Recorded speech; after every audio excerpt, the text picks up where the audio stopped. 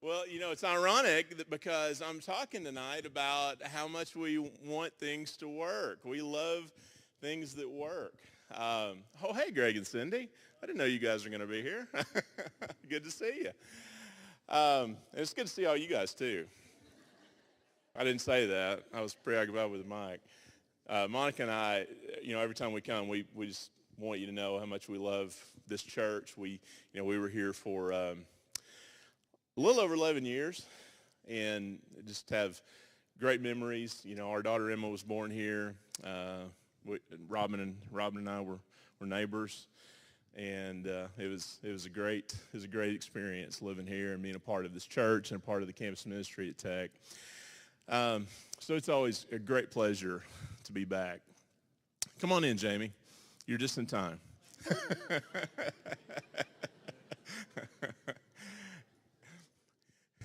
I almost didn't make it because we bought Monica a new car. Well, it's not new, but it's new to us car, a pretty new car, a few months ago. And last night she's driving it home and almost home, and the dash starts lighting up like a Christmas tree. I have no idea. It's like a spaceship. You know how these new cars are. And then I came out this morning, and our other car had a flat on it. So I was thinking I was going to have Craig or Keith come drive to Jonesboro and bring us down. But we fortunately were able to make it.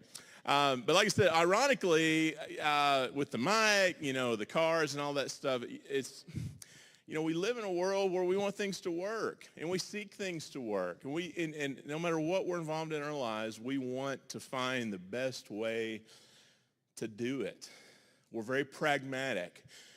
We want production. We want value. We want to find, whatever it is that we're doing, we want to find the best way to do it, the quickest way to do it, the most productive way to do it.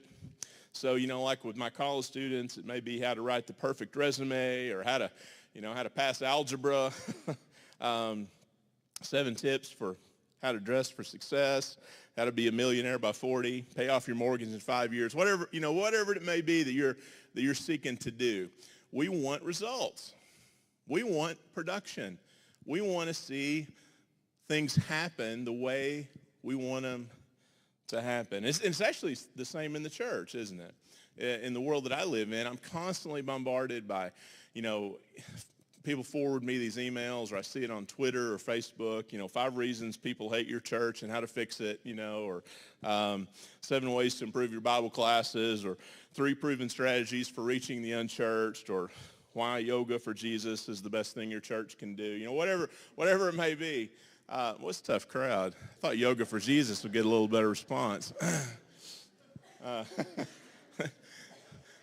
Thanks for coming, Danny. Your lateness, we won't say anything about it. So we're always looking for strategies that work. We're always looking for production, for value. So let me ask you a question. Based on those kind of criteria, looking back at the ministry and life of Jesus, would you say that what Jesus did worked? I guess it depends on how you define that, doesn't it? Or how you analyze it, how you dissect that question. It's about how you define success, how you define proper outcomes. Is it about fruitfulness in the sense of outcomes and production, or is it about simple faithfulness? Or was Jesus fruitful just by being faithful regardless of the outcomes? Doing the right and godly and good thing, even if it didn't work. Interesting question. I want to look at John chapter 12 tonight, verses 37 through 43. So you got a Bible or a electronic gadget, get that out and follow along with me. John 12, 37 through 43. I'm going to read in the NIV.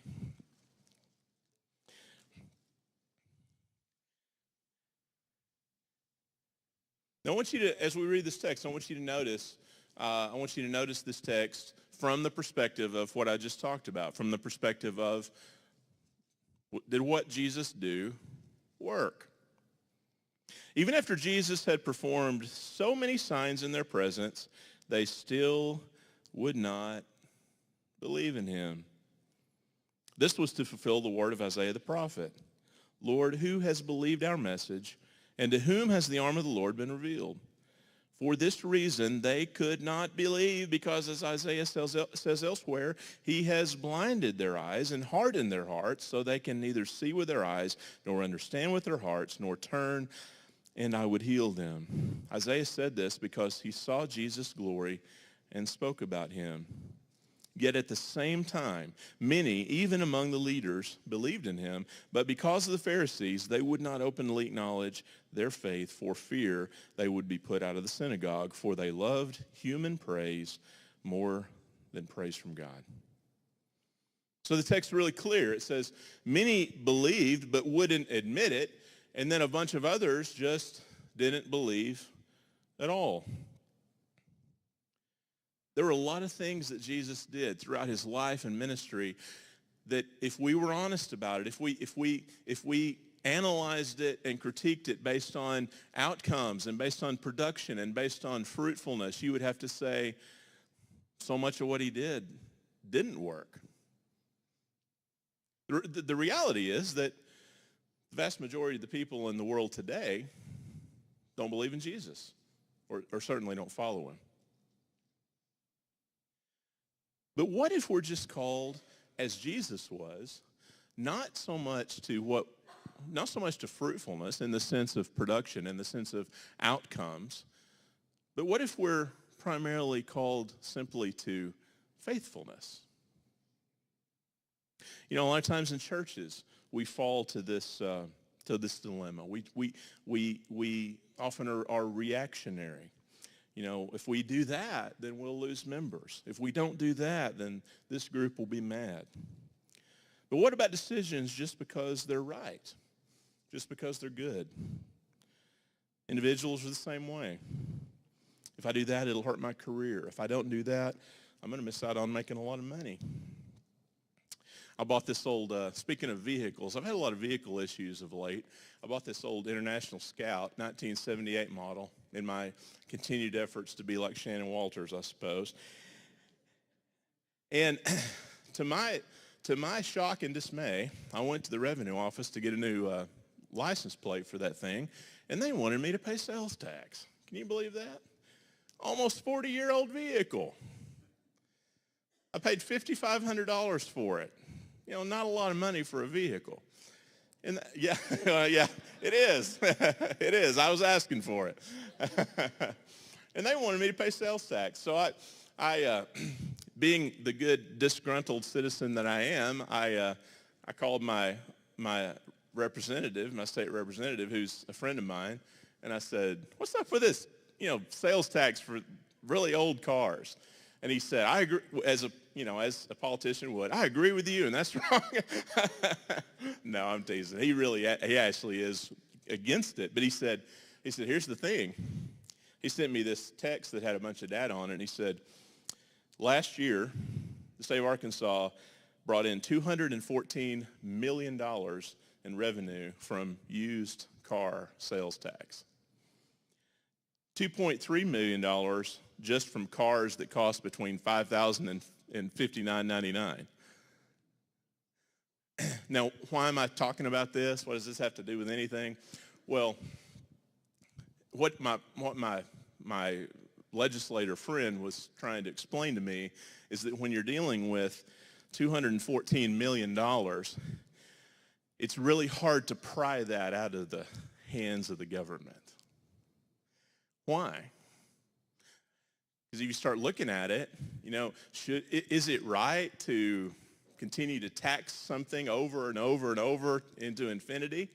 Is it right to tax a $5,000 car, which in most cases would be purchased by someone who probably doesn't have a lot of money? Well, we can debate that. But the question is there going to be a politician who's going to go in there and fight for that when there's tremendous pressure in the other direction? when there's $214 million speaking from the other side, pushing back. Tremendous political force saying, Craig, if you'll just shut up about this, I'll do this other thing for you that you're wanting passed in the legislature. Or, Craig, if you don't shut up about this, your career is going to be over, right? And that's the way it works. That's how the sausage is made in the government, as they say. And so the question is, are there people in the political realm who would step up and do what was right, do what was good, do what was godly, even if it cost them, even if it didn't, quote, work for them? Now, we can very easily get down on politicians, but let's talk about us. Do we do that? Are we people, are you, am I, are we people who are willing to do what's right, to do what's good, to do what's godly, even if it doesn't, quote, work, even if it doesn't produce the outcomes and the results that we would like? What if it doesn't further our career? What if it damages us financially? What if it hurts our reputation? These things all happen to Jesus. But ultimately, Jesus and all of the most committed disciples throughout history have said, I'm going to do what's right regardless of what works. It's not so much about results and production and outcomes. It's about what's good, what is godly, regardless of the consequences. I had a couple of students just a few weeks ago who were getting married, and we were doing premarital counseling, which is something I do a lot. Do a lot of weddings. Did Craig's wedding, didn't I? Did you guys' wedding? Yeah, did a lot of weddings as campus minister, and they had this dilemma that one of them had this.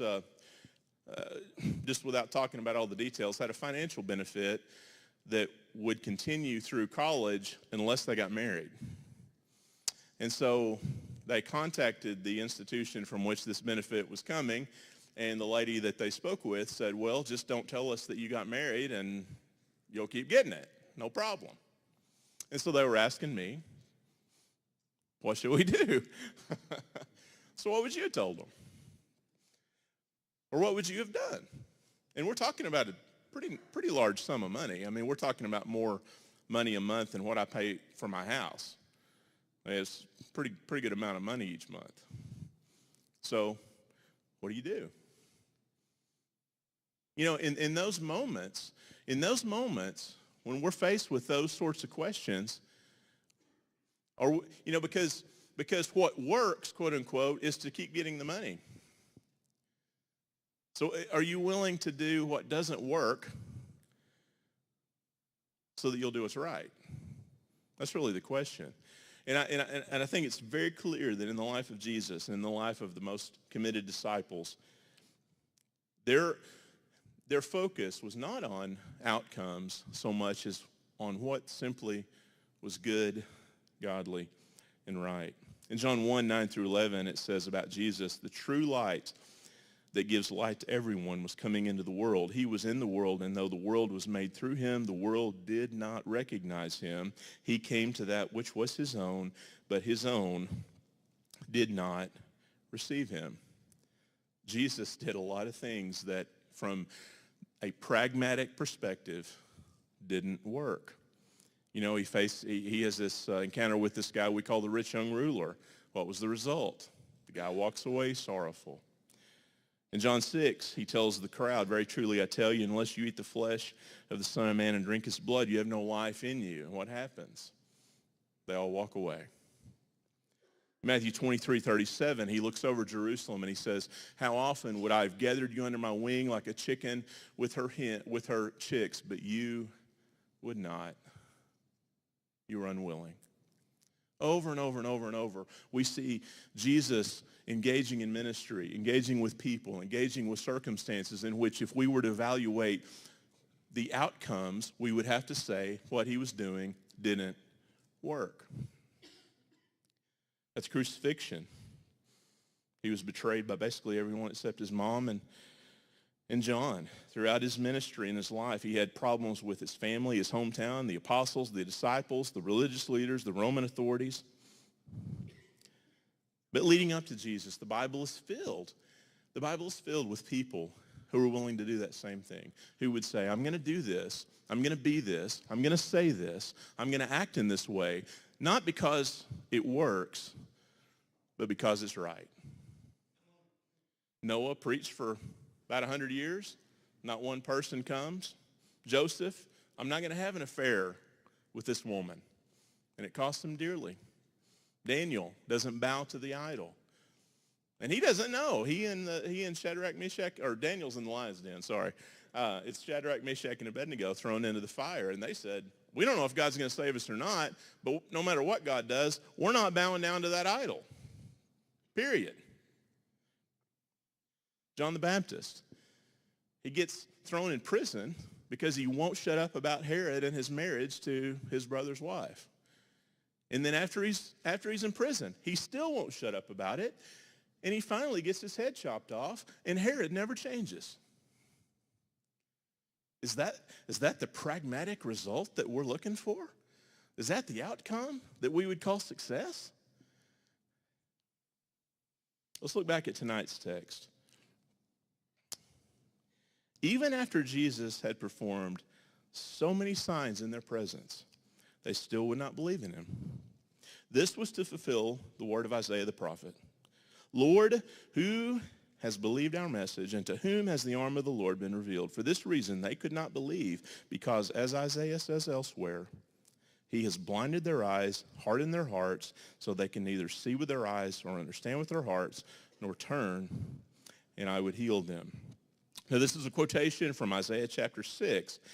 And anytime you see the New Testament quoting the Old Testament, it's usually a really good idea to go back to the original context and see what's going on there. So let's go back to Isaiah chapter 6 and read just a section of that story. Isaiah 6, starting in verse 1. In the year that King Uzziah died, I saw the Lord high and exalted, seated on a throne, and the train of his robe filled the temple. Above him were seraphim, each with 6 wings. With 2 wings they covered their faces, with 2 they covered their feet, and with 2 they were flying. And they were calling to one another, Holy, holy, holy is the Lord Almighty. The whole earth is full of his glory. At the sound of their voices, the doorposts and thresholds shook, and the temple was filled with smoke. Woe to me, I cried. This is Isaiah speaking. Woe to me, I am ruined, for I'm a man of unclean lips, and I live among a people of unclean lips, and my eyes have seen the King, the Lord Almighty. Then one of the seraphim flew to me with a live coal in his hand, which he had taken with tongs from the altar. With it he touched my mouth and said, See, this has touched your lips. Your guilt is taken away, and your sin atoned for. Then I heard the voice of the Lord saying, Whom shall I send, and who will go for us? And I said, Here I am, send me. He said, Go and tell this people. Now check this out. Watch this. Pay attention here. Go tell this people. Be ever hearing, but never understanding. Be ever seeing, but never perceiving. Make the heart of this people calloused. Make their ears dull, and close their eyes. Otherwise, they might see with their eyes, hear with their ears, understand with their hearts, and turn and be healed. God tells Isaiah, they're not going to listen. But what do? You go preach anyway.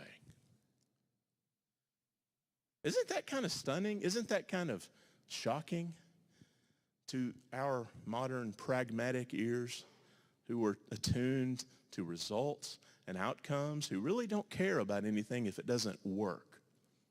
And God himself is saying to Isaiah, you're going to go preach, and here's the message you're going to give them, but I'm going to tell you right now, before you ever leave this temple, they're not going to listen.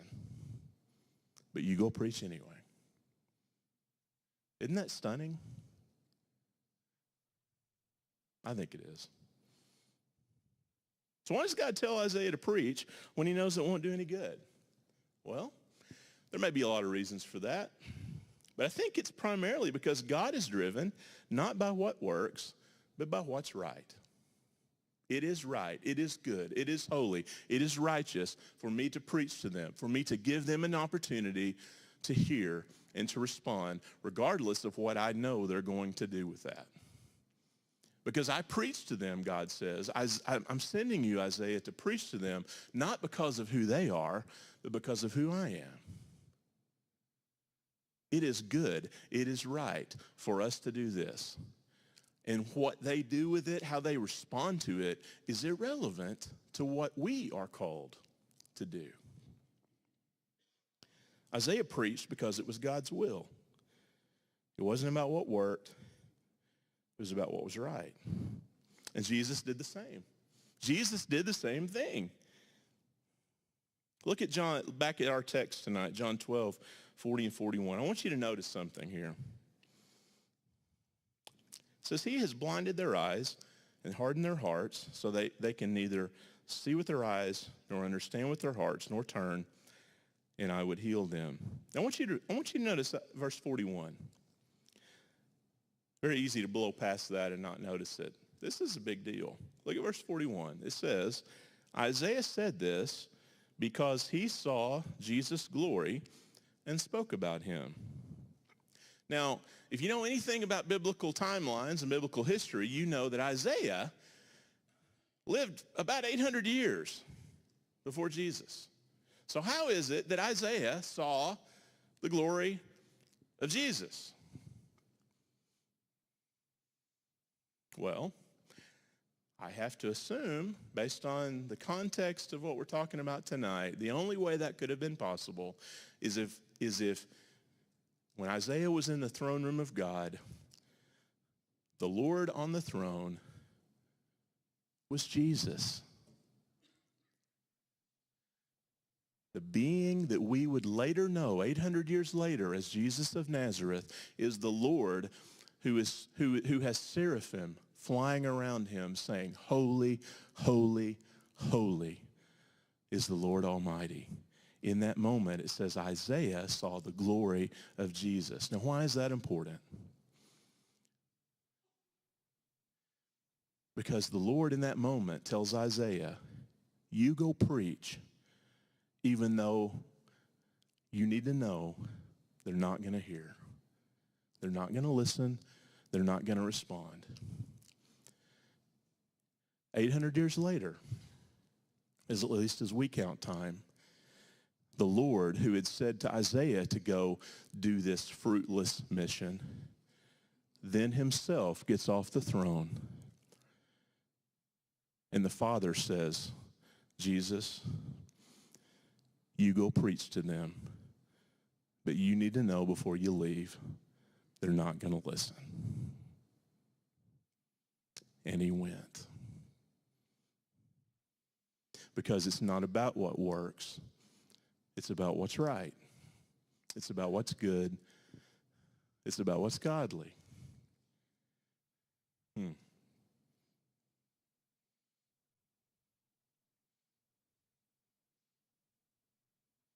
Jesus could have said, I'm not going.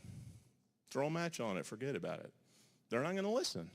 Why would I go? Why would I suffer that? Why would I endure this kind of persecution that I know is coming?